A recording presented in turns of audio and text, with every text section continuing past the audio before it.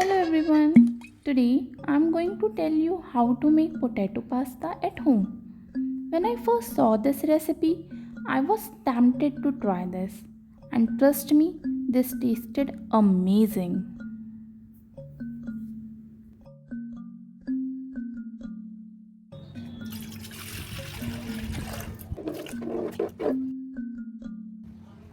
To make pasta, we need the soft dough using boiled potato, cornstarch and all-purpose flour and give it shape that we want for our pasta.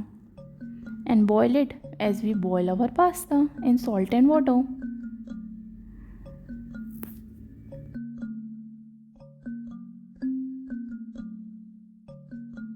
We will eat this pasta with chili oil which make this potato pasta taste 100 times delicious.